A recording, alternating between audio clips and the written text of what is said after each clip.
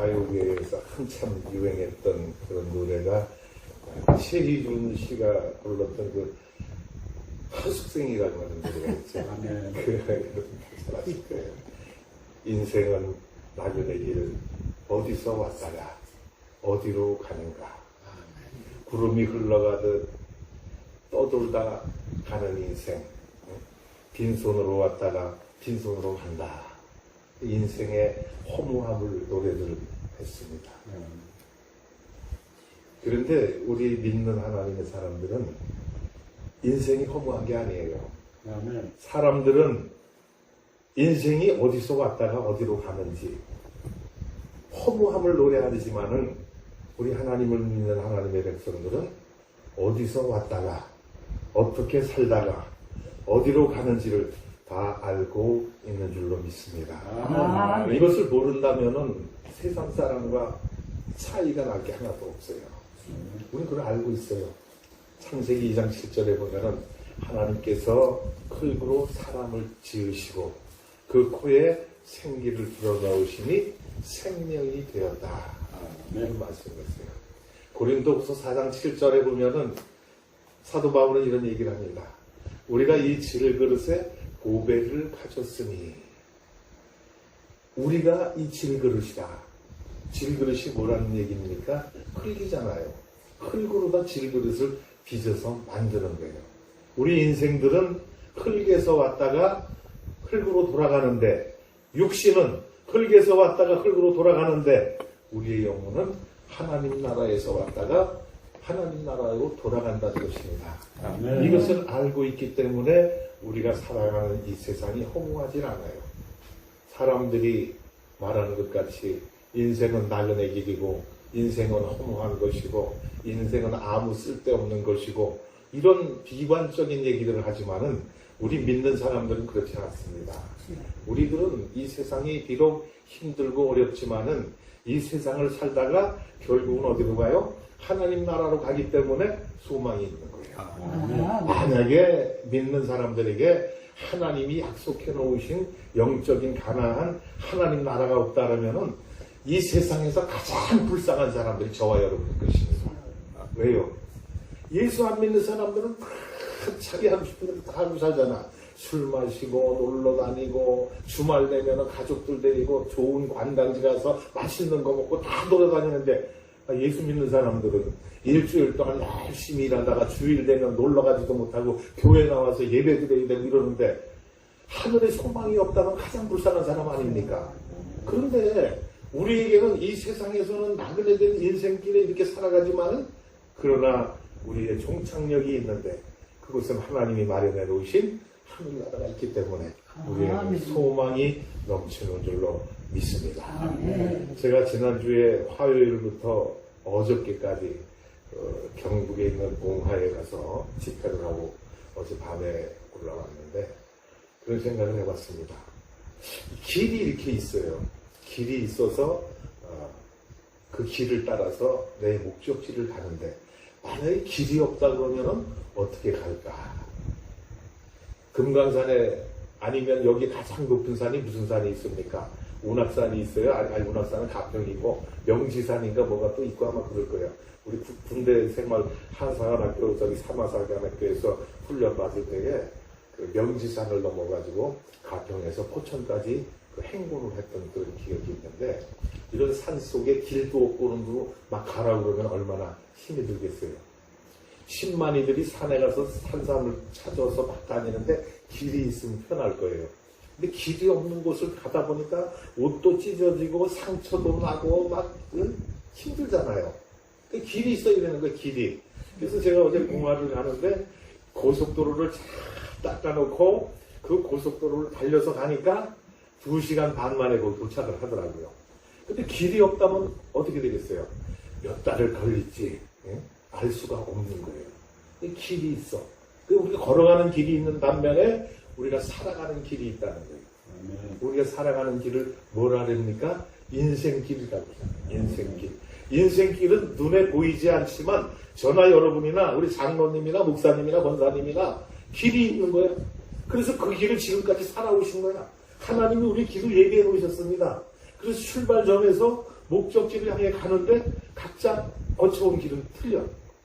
목사님이 걸어오신 길이나 장로님이 걸어오신 거나 권사님이 걸어오신 길이 제가 걸어온 길하고 틀리잖아요. 그런데 그 길이 있는 거예요. 그래서 우리가 그 길을 인생길이라 그런 얘기를 하는 거예요. 오늘 본문을 보니까 야곱이라고 하는 사람이 나오는데 야곱이 이삭의 아들 아닙니까? 그런데 형이 있잖아요. 형이 누구예요? 에서잖아요. 근데 이 야곱이 그 쌍둥이로 났는데 그 형의 뒤꿈치를 붙잡고 나왔다 그랬잖아요. 이렇게 나왔는데 이게 항상 그 형의 그 위치를 욕심을 냈던 것 같아. 탐을 냈던 것 같아. 그래서 내가 형으로 나와야 되는데 말이야. 나는 둘째로 나와버리고 형이 그러네. 그래서 항상 마음속에 품고 있는 게 내가 형의 자리에 올라갔으면 좋겠다. 그래서 장자권을 내가 가졌으면 좋겠다. 그런 욕심을 가지고 있었던 거예요. 그래서 형이 산에 나가서 짐승을 잡아다가 아버지가 연로하셔서 돌아가실 때가 다 되니까 사냥을 해서 맛있는 음식을 해서 아버지에게 드리고 아버지가 좀 기운이 회복된 뒤에 나를 향해서 손을 얹고 축복을 하시는데 마음껏 축복해야 되겠다. 그런데 힘이 없으면 축복을 잘 못하니까 그래서 사냥을 해다가 그 고기를 갖다가 드리고서는 힘을 좀 기운을 차려가지고 마음껏 축복하시라고 들판에 이제 사냥을 하러 나가는데 그 사이를 야곱이 틈을 타서 들어간 거예요. 그래가지고 형이 짐승을 잡아가지고 오는데 배가 고프니까 팥죽을 써가지고 그것을 가지고 장자권과 맞바꾸는 그런 얍삭한 삶을 살았지 않았습니까? 이렇게 해서 장자권을 뺏고 나니까 에서의 미움을 사게 되잖아요. 그래서 에서가 이거는 네가 어디 잘 살아보자. 내가 어떻게든지 너를 내가 살려두지 않겠다. 그런 마음을 먹고 이제 이를 갈고 이렇게 도끼를 품고 있었지 않습니까?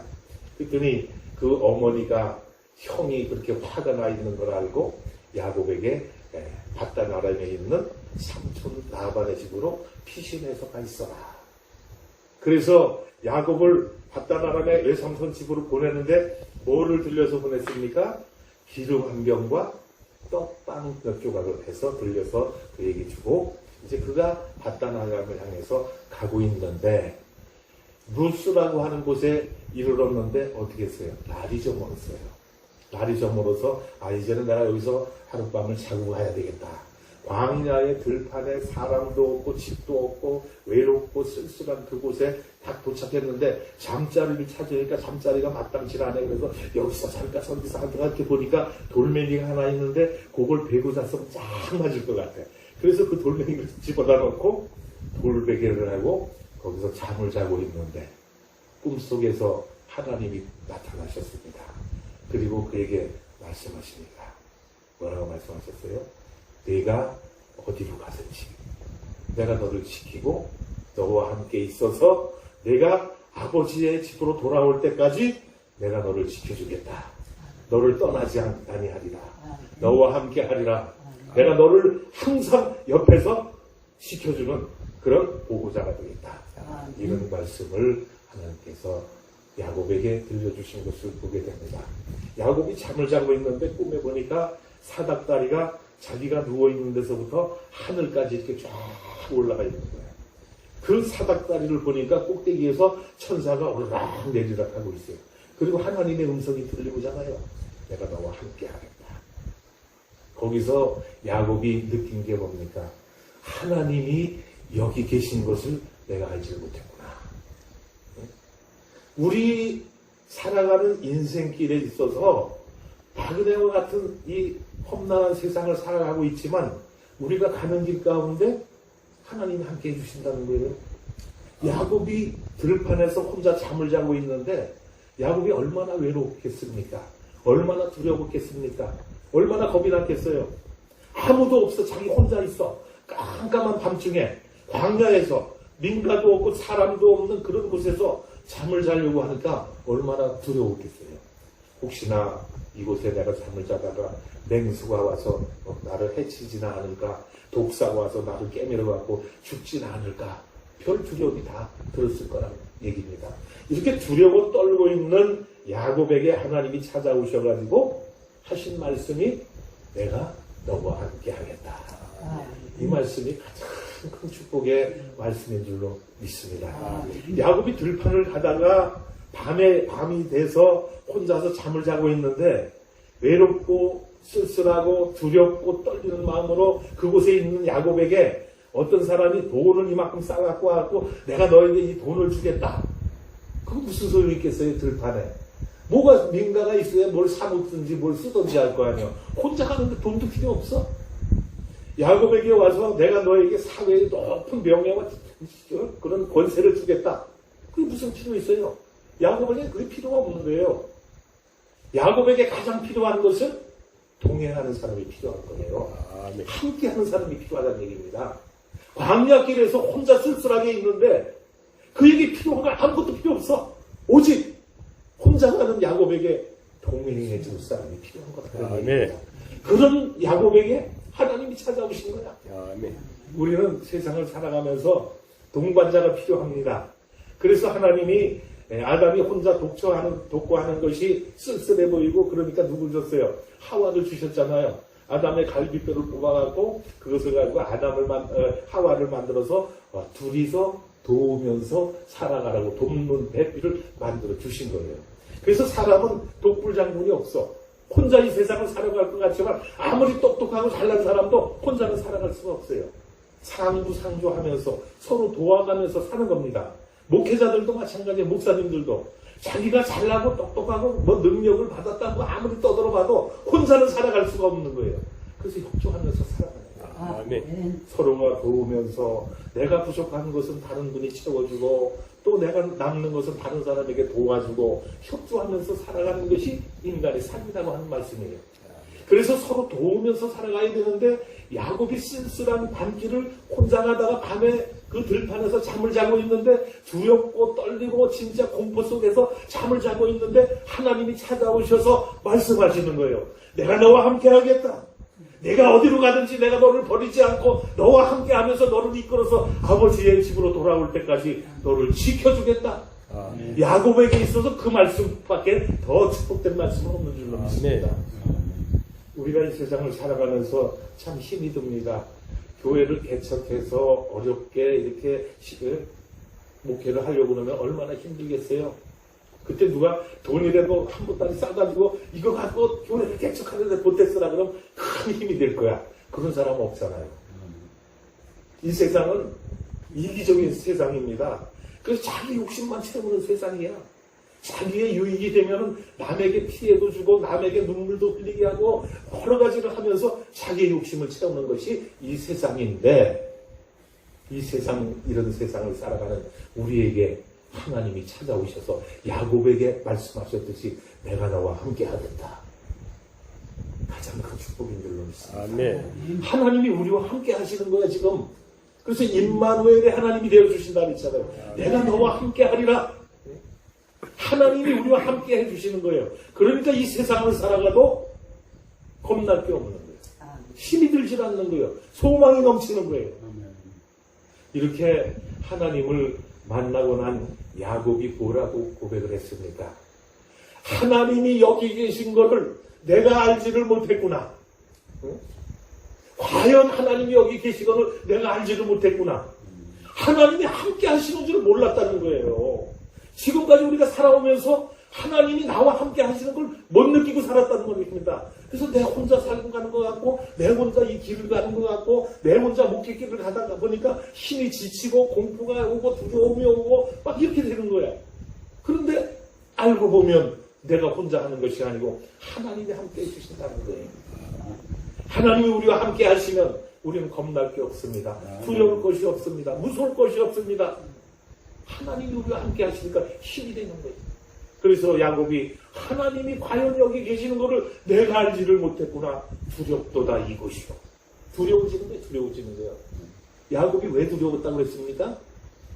광야에 혼자 있어서 두렵다고 그런 게 아니에요. 하나님이 그를 찾아오셨기 때문에 두려운 거예요. 오늘 우리가 잠을 자고 있는데 꿈속에서 하나님이 와가지고 생생하게 음성을 들려줬다고 생각해 보세요. 야, 내가 목회하느라고 힘들지? 걱정하지 말아라. 내가 너와 함께 하겠다. 내가 어디를 가든지 무슨 일을 만나든지 네 혼자 가는 것이 아니고 내가 너와 함께 하겠다. 그 말이 딱 들려진다면 반가울 뿐만이 아니라 한편으로는 어떻게 되는 거야? 두려운 거야. 아이고, 말로만, 성경책에서만 하나님이 계시는 걸로 이렇게 막 믿고 듣고 이렇게 했었는데, 하나님이 진짜 계시네? 하나님이 나에게 오셔서 나와 함께 하신다고 말씀하시네? 그러면 기쁠 뿐만이 아니라 한편으로 두려운 거예요. 하나님의 그 존재 앞에 나약한 인간의 내 모습이 비춰지니까 겁이 나는 거예요. 두려워지는 거예요. 그래서 야곱이 한 말이 하나님이 과연 여기 계신 것을 내가 알지 못하였구나. 두렵도다 이곳이요. 광야에 야곱은 혼자 있는 줄 알았어. 근데 하나님이 그와 함께 하신대. 그러니까 겁이 나는 거야. 그래서 야곱이 이곳이 하나님의 집이요. 이곳이 하늘의 문이로다. 이런 얘기를 하고 있는 것입니다. 저는 이 은혜 기도원이 하나님의 집이 되기를 축원을 드립니다. 이 은혜 기도원이 하늘의 문이 되기를 축원을 드립니다. 이곳에 하나님이 계시고 이곳이 하늘 가는 문이라고 한다면 이것밖에 더 축복되고 좋은 곳이 어디 있겠어요. 이곳이 돼야 되는 거예요. 대한민국의 교회들이 큰 교회들이 많고 기도원들이 많이 있습니다. 그러나 거기 하나님이 안 계시다고 한다면 그건 아무 쓸모없는 거예요. 무용지물이에요. 그러나 이렇게 황량하고 조그맣고 아직 정리가 덜 됐고 남들이 보기에는 우습게 보인다 할지라도 여기에 하나님이 계시면 이곳이 하나님의 집이 되는 거예요. 이곳이 하늘을 들어갈 수 있는 문이 되는 것이에요. 그래서 많은 이 세상에 죽어가는 사람들이 이곳에 와서 하나님을 만나고 하나님 나라에 가는 길이 되어서 하나님 나라를 갈 수 있는 그런 축복을 줘야 된다는 것입니다. 이런 은혜를 우리가 끼칠 수가 있어야 되는 거예요. 그래서 여기 오다 보니까 아까 장로님하고 한참 말씀을 나눴는데 너무나 좋은 거야. 제 적성에 너무나 맞습니다.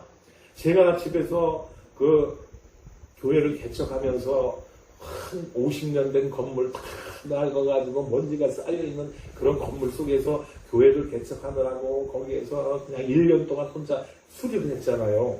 그러다 보니까 뭐 쌓인 50년 쌓인 먼지 거기서 목공소를 했기 때문에 먼지가 얼마나 많이 났겠어. 톱밥이 막 쌓여갖고 먼지가 막 쌓여있는데 거기 가서 타카를 막 쏘고 막 하니까 그냥 먼지가 퍽퍽 떨어지면 그 50년 묵은 먼지가 머리에 다 떨어져. 머리카락도 없는데 여기 먼지가 시커멓게 떨어져갖고 딱 그러니까 땀이 나갖고 시커먼 물이 줄줄 흘러내리고 막 이렇게 그냥 수리를 하는 거야. 그런데 동네 사람들이 거길 지나가면서 유심히 쳐다보는 거야. 왜 머리 빠진 대머리 할아버지가 혼자 와갖고 사람이 여럿이 있는 것도 아니야. 맨날 대머리 할아버지가 혼자 와가지고 땀을 흘리면서 먼지 뒤집어 써갖고 시커먼 물이 얼굴에 줄줄 흘러내면서 열심히 일을 하는 걸 본 거야. 감동을 받은 거예요. 거기서. 참 성실한 사람이다. 누군지는 모르지만 참 진짜 우리가 본받을 만한 사람이다. 이렇게 생각을 했던 거예요. 그래서 수리를 그렇게 혼자서 돈이 없으니까 그랬던 거 아닙니까? 사실은 제가 사업하다 딱 망해가지고 이제 하나님께로 다시 돌아와서 하나님의 일을 한 젊어서 목회를 했다 그랬잖아요. 전도사 때 30대 때 저 청평에 있는 그 교회에서 목회를 하다가 너무나 어렵다 보니까 내가 나가서 돈을 벌어갖고 좀 넉넉하게 쓰면서 교인들에게 부담 주지 않고 목회를 해야 되겠다. 그래갖고 부려와서 사업을 했었잖아요. 그러다 쫄딱 망해갖고 하나님께로 돌아와서 목회를 하려고 그러는데 돈이 없으니까 교회 얻을 돈이 없잖아요. 그래서 50년 된 낡은 건물을 얻어가고 크기는 또 되게 커요. 102평이야 102평. 건물이 102평이야. 그거를 수리를 하는데 1년이 걸린 거야. 먼지를 뒤집어 쓰면서 수리를 하는데 사람들이 지나가다가 와가지고 한 9개월인가 지날 때 어느 정도 수리가 끝나가지고 간판이 갖다 딱 가는 거야. 구리 실로한 교회. 사람들이 지나가다 보면 아이고 교회가 들어오네요. 네? 목사님이세요? 놀란 거야. 아 목사가 와가지고 먼지 뒤집어 쓰고 혼자서 1년 동안은 그 수리를 하니까 감동을 받은 거야. 그 사람들이. 그렇잖아요. 감동을 받아가지고 아침에 자고 일어나면 교회 앞에 화분이 하나 탁 놓여 있습니다. 누가 갖다 놨는지도 알지를 못합니다. 그 다음날 자고 나면 또 화분이 하나 와 있습니다. 누가 갖다 놨는지 도무지 알 수가 없습니다. 이렇게 쌓인 화분이 100개가 넘어진 거예요. 100개가 넘어진 거예요. 만약에 그곳에서 저 사람이 사기꾼 같고 그냥 생긴 것도 그냥 그렇게 생겼다 그러면은 그 사람들이 갖다 놓겠어요? 아니잖아요. 생기기는 대머리가 까져갖고 그렇게 점잖아 보이고 그렇게 악의는 없어 보이는데 저 사람이 혼자 와갖고 또 얼굴을 보면 돈이 없는 것 같지 않대. 돈이 많아 보이는데 그 돈이 많은 사람이 말이야 혼자 와갖고 저렇게 먼지 뒤집어쓰고 왜 저렇게 땀을 흘리면서 일을 할까? 의아할 거 아니에요. 의문이 생기는 거야. 근데 교회가 딱 세워지고 나니까 야, 목사님이 저렇게 검소하실까? 사람 하나 사지 않고 1년 동안 와서 저렇게 애써서 수고하시네. 나는 돈이 없어서 그러는 줄 모르고 그 사람들 마음속에 그렇게 느껴졌나 봐. 그래가지고 아침만 되면 화분 좋은 거 하나 갖다 놓고 또 갖다 놓고 그것이 한 100개가 넘어가지고 지금 한 150개 되는데 거기에 분재가 엄청나요. 분재가 엄청난데 소나무도 있고 고리수나무, 고리수가 산에 가면 뻘똥이라 갖고 요만하잖아요. 그런데 우리 보르도는 이만해요. 이만한 보리수인데 그걸 내가 갖다 분재에다 심어놓고 뭐 소나무 심어놓고 철쭉 심어놓고 그 외에 어제는 또 그거 기도원에 갔더니 아로니아를 갖다 이따만하고 키가 이만한 거 두 뿌리를 줘갖고 아침에 그거 심어놓고 이래고 왔고 그러다 보니까 우리 그 마당이 전부 화분을 다 꽉 잡아버렸어. 그런 삶을 살고 있는데 사람들이 잘 본 거야. 잘 봐가지고 그렇게 해주고 있어요. 그런데 거기에서 그걸 얻어가지고 첫날 돈이 없으니까 그 주인하고 구두계약을 맺은 거야. 제가 사실은 여기다 교회를 하려고 그러는데 돈을 가진 게 하나도 없습니다. 지금 저기 들어있는 500만 원짜리 보증금밖에 없습니다. 그래서 1000만 원에 100만 원씩 달래. 그러니까 1000만 원이 어딨어? 500만 원도 빼와야 되는데 그렇잖아요. 거기 들어있으니까 보증금 들어있으니까 그걸 빼다 줘야 되는데 그래서 내가 지금 가진 게 없으니까 그거 보증금 빼다가 드리고 500만 원은 되는 대로 갚겠습니다. 그랬더니 오케이를 하더라고. 그래서 감사하게 생각을 하고 그러면 제가 500만 원 드리기 전에 이 수리할 게 이게 고통 많은 게 아니니까 먼저 와서 수리를 하겠습니다. 그랬더니 그러라고 그러더라고요. 그래서 수리를 그 다음날 와서 수리를 한 거야. 그냥 다 와서 막 왔다 갔다 하고 청소하고 뜯어하고 막 그러다 보니까 주인이 나와 보더라고요. 나와서 이렇게 보더니 거들어 주더라고. 거들어 주는데 12시가 돼서 점심시간이 돼갖고 사장님 우리 점심시간 됐는데 식사를 좀 하셔야지 그랬더니 간단하게 짜장면이나 먹으면 괜찮겠네요. 그래서 짜장면을 2개 시켰어요. 그런데 어디다 놓고 먹을 밥상이 없는 거야. 그런데 그 옆에 보니까 탁자가 낡은 게 하나 있는데 먼지가 쌓여갖고 시커먼 게 그게 하나 있더라고. 그래서 그거라도 갖다 놔야지 어떻게. 갖다 놓고 신부지를 깔아놓고 짜장면을 올려놓고 기도를 해야 되잖아. 목사인 줄 아는데.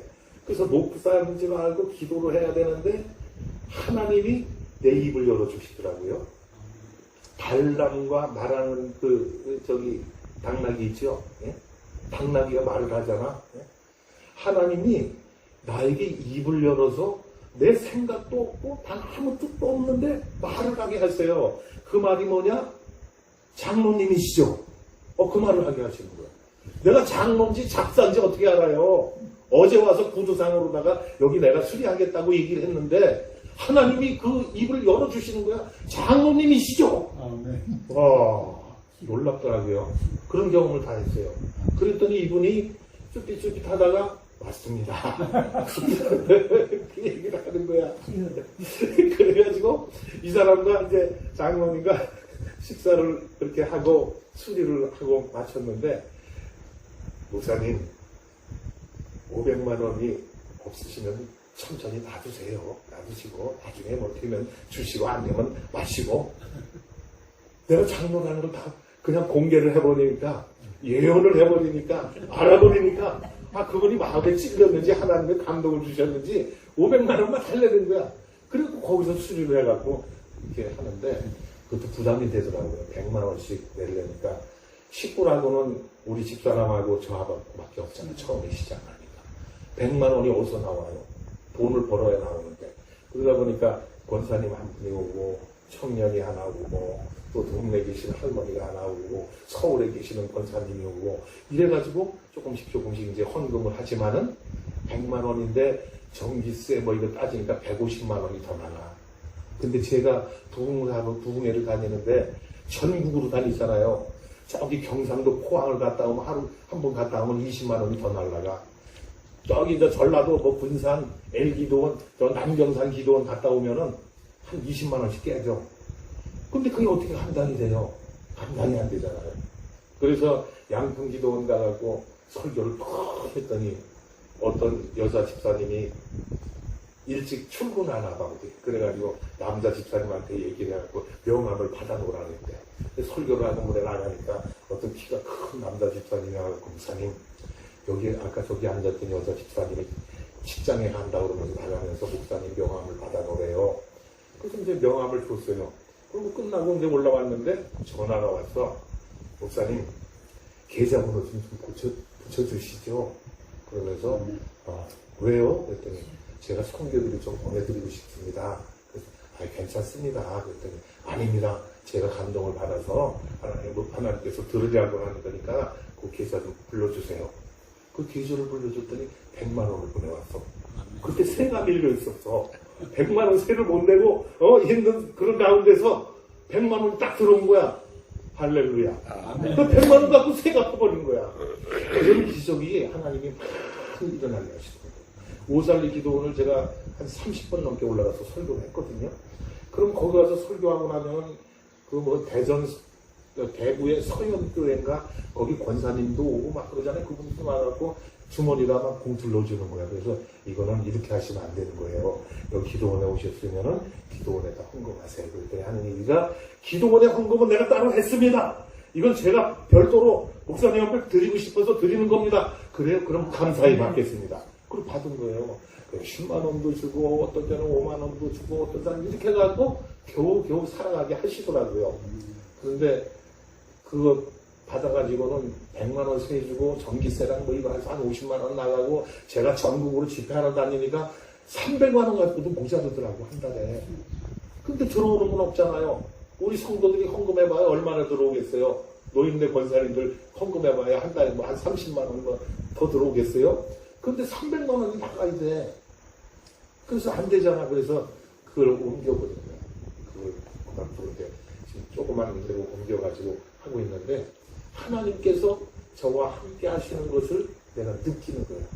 그래서 야곱이 그 어려운 가운데서 길을 가다가 밤중에 광야에서 그 들판에서 잠을 자고 있는데 하나님이 찾아오셔서 내가 너와 함께 하겠다. 너를 지켜주겠다. 말씀하시니까 힘이 된 거야. 제가 힘들어서 지쳐갖고 쓰러지려고 하는데 새가 밀리면은 이 사람을 통해서 저 사람을 통해서 갖게 하시고 엘리야가 그리시네가에 숨어서 거기 있는데 하나님께서 아침에도 떡과 고기를 저녁에도 떡과 고기를 갖다 주셔서 먹여주셨잖아요. 제가 그 어려운 가운데에서 하나님이 함께 하시는 것을 느낀 거야. 그래서 하나님이 나와 함께 하시는구나. 그러니까 겁이 없어지더라고. 겁이 없어져. 왜? 없어도 걱정이 안 되고 쌀겨 떨어져도 걱정이 안 되고 그리 삶을 사는 거야. 왜? 하나님이 나와 함께 하신다는 것을 깨닫고 나니까. 하나님이 나와 함께 하시는 내가 두려울 게 어디죠? 마태복음 6장에 보면 그랬잖아요. 공중 나는 새를 보라. 그들이 농사 짓지 않고 그래도 하나님이 천국에서 다 먹여주셨고 들의 백합화가 수복일사만 해도 솔로몬의 입은 영광이 입꽃 하나만 못하였느니라. 그래서 마태복음 6장 33절에 너희는 먼저 그 나라와 그 의를 구하라. 그리하면 내가 이 모든 것을 너에게 더하시리라. 할렐루야. 하나님의 나라를 의를 구하고 하나님의 뜻을 구하면 하나님이 책임져 주신다는 거예요. 하나님이 이곳에 우리를 불러주시고 이곳에서 옥 목사님을 통해서 큰 뜻을 이루게 하시는데 우린 걱정되잖아요. 염려가 되잖아요. 이거 어떻게 해나갈까 어떻게 될까 두렵잖아요. 그런데 하나님이 함께 하시는 거예요. 이곳에 하나님이 함께 해주시면 하나님의 큰 영광이 나타나고 계획하는 모든 뜻들이 이루어질 줄로 믿습니다. 그래서 옥 목사님이 지난번에 저한테 한번 말씀을 들려주셨는데 이 앞에 땅을 다 사시겠대. 그래갖고 이곳에 기독교 타운 비슷하게 만들어갖고 기도관도 하고 영성학교도 하고 뭐도 한다고 막 그러시는데 속으로는 또 그런 생각도 들지. 아니 가진 게 없는데 어떻게 그렇게 하실까? 그런데 재판 걸린 게 있어갖고 얼마가 들어온다고 이 말씀을 하시니까 그래 하나님이 함께 하시면 될 거야. 그런 생각이 드는 거야. 그래서 하나님이 재판도 이기게 하시고 또 물질의 동력자를 보내주셔갖고 이 지역의 땅을 다 사버리면 야 여기 땅이 아주 그냥 이렇게 아늑하게 이렇게 지형이 돼 있더라고. 여기가 막혔지요. 더 들어갈 수 없잖아요. 그럼 여기가 기독교 타운이 되는 거야. 그래갖고 이곳에는 쓸데없는 모텔 같은 거 다 뜯어버리고 식당 같은 거 다 없애버리고 여기는 하나님의 집이 되게 되는 거예요.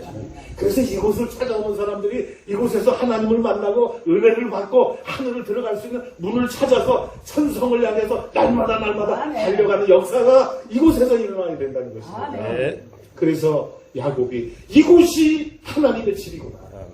이곳이 하늘나라에 들어가는 문이로구나. 이런 고백을 할 수가 있는 거예요. 우리 모두의 입을 통해서 이런 고백이 들려지는 날이 어서속히 오기를 축원을 드립니다. 이것이 하나님의 함께 계시는 집이 되고 하나님 나라를 들어갈 수 있는 문이 되고 이것을 통과하지 않으면 하나님 나라를 갈 수가 없고 그렇게 돼야 되는 거예요. 대한민국의 큰 교회들이 많습니다. 세속화되고 인본주의로 흘러가지고 교인들이 교회를 우습게 알고 목사들을 알기를 신발장 발에 떼꿈치한 발바닥에 묻은 것만큼도 알지도 않고 세대가 그렇게 악해졌잖아요. 이럴 때에 그리스도의 영광을 나타낼 수 있는 그 하나가 필요한 거예요. 그것이 이곳이 되어야 된다. 그래야 뜻이 이루어지는 거예요. 하나님이 우리를 보내주시고 이곳에 하나님의 계획을 성취하기 위해서 이렇게 일을 시작하셨다고 한다면 그것이 이루어지는 날까지 하나님이 함께 하실 줄로 믿습니다. 내가 어떤 일을 만나든지 어떻게 계획을 하든지 어떻게 이걸 이끌어 나가든지 내가 너와 함께 하겠다. 내가 너를 떠나지 않겠다. 너를 지켜주겠다. 이런 축복이 있어지기를 축원을 드립니다.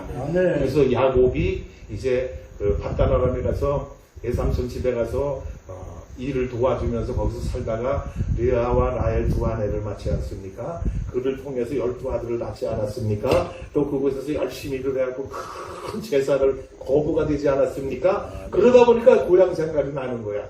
사람이라고 하는 것은 나이가 들면은요 귀소 본능이 있어가지고 고향을 그리워하는 거야. 고향을.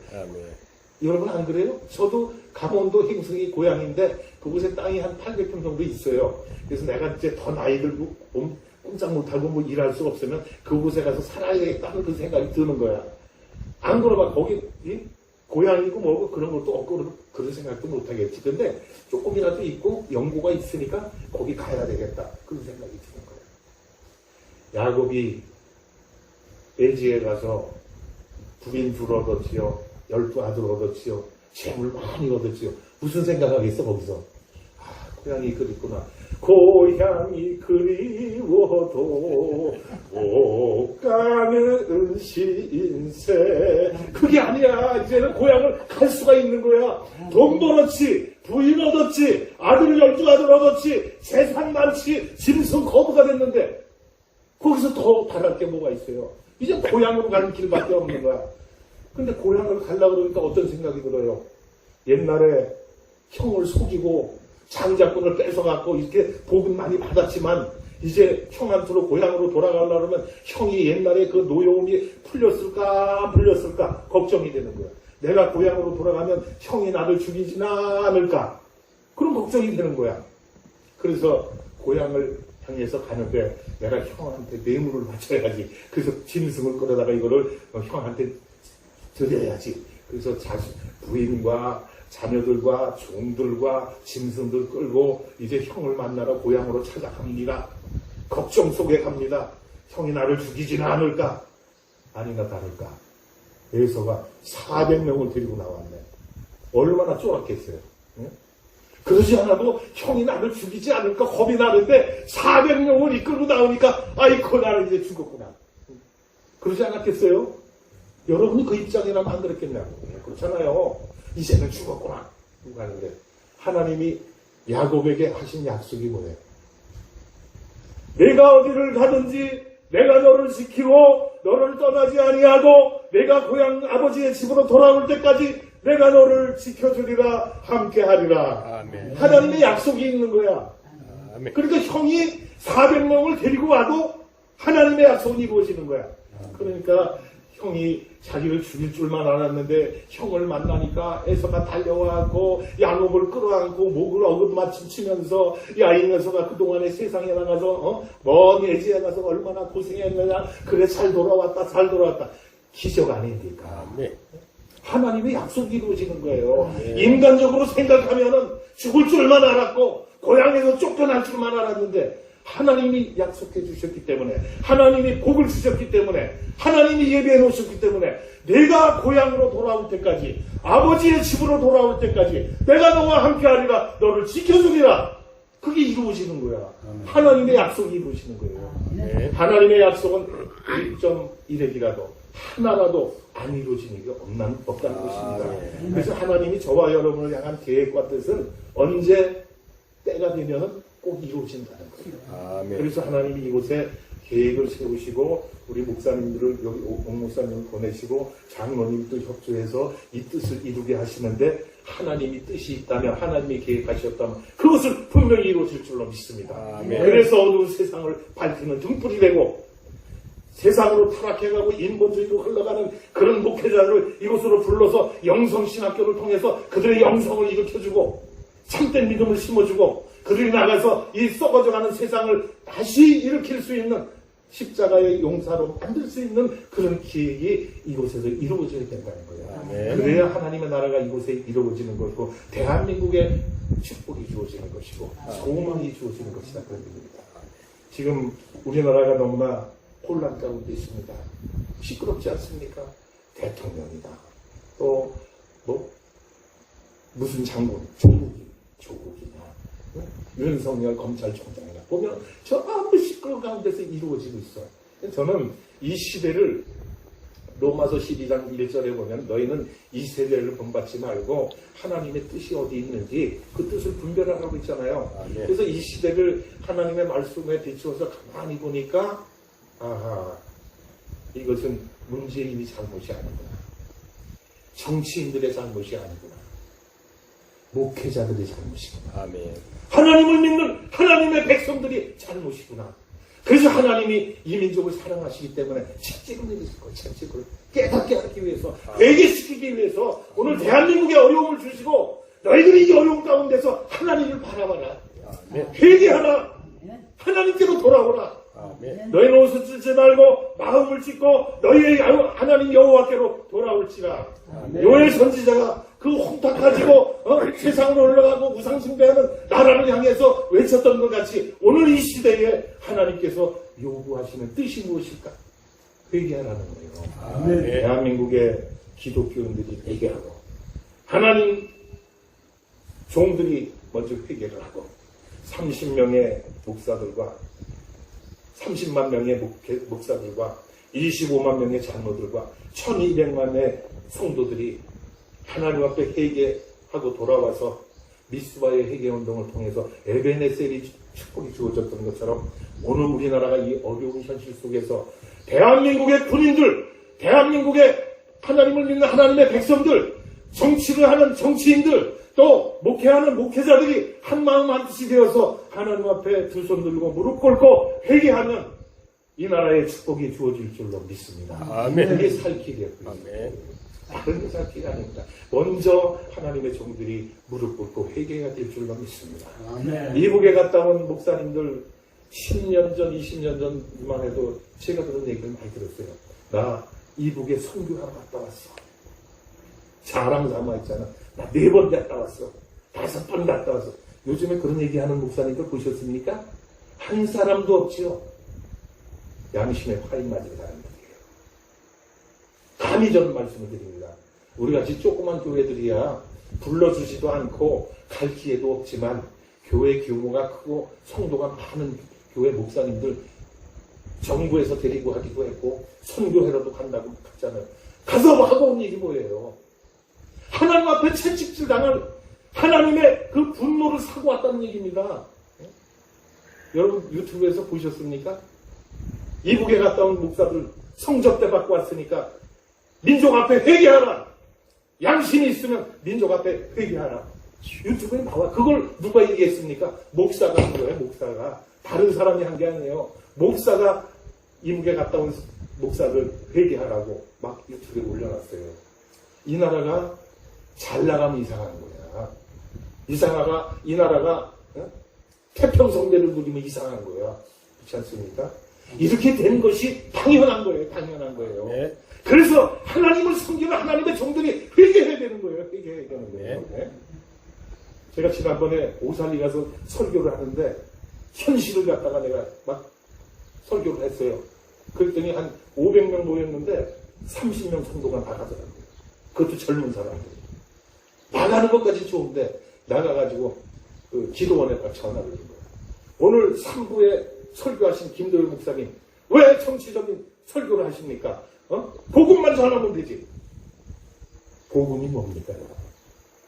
오늘 이 시대에 대한민국에 있어서 복음이 뭐야? 복음이 굿뉴스, 유앙헬리온, 한문으로 복복자, 소리음자, 복된 소리. 대한민국에 지금 복음이 뭐예요? 알아야 될 거 아니에요. 하나님 말씀 순종해서 복 받아라, 병 고쳐라. 이게 복음입니까? 물론 복음이죠. 그러나 지금 우리 이 시대에 이 시점에서 가장 큰 복음은 공산주의의 이 나라가 넘어가지 않는 게 복인 줄로 믿습니다. 아멘. 이 나라가 망하지 않는 것이 복인 줄로 믿습니다. 아멘. 그러면 어떻게 해야 돼? 선지자적 역할을 사명을 감당하는 주의 종들이 이 시대를 분별해서 선지자적 사명을 감당해야 될 거 아닙니까? 선지자가 뭡니까? 먼저 손자 안짓자. 이 시대를 먼저 아는 사람이요. 이 시대를 먼저 읽어야 되는 사람들이에요. 그런데 목사들이 영향이 어두워져서 세대를 읽지 못하고 있어. 알지를 못하고 있어. 소경이 소경을 인도하면 둘 다 구속되면 빠진다고. 영의 눈이 열려야 될 줄로 믿습니다. 아멘. 우리 목사들부터 내 자신부터 영의 눈이 열려서 하나님의 뜻을 분별해야 이 민족이 소망이 있는 거예요. 이 민족이 살길이 주어지는 거예요. 아멘. 그래서 모든 백성들이 베옷을 입고 제2에 엎드려서 하나님 앞에 눈물 뿌려 회개하고 기도하면 김정은이가 만든 핵도 무용지물이 될 것이고 아멘. 이 나라는 하나님이 지켜주실 줄로 믿습니다. 그래서 우리 민족은 우리 하나님을 믿는 하나님의 백성들은 먼저 하나님의 뜻을 구분해서 하나님께 영광 돌리는 삶을 살아야 될 줄로 믿습니다.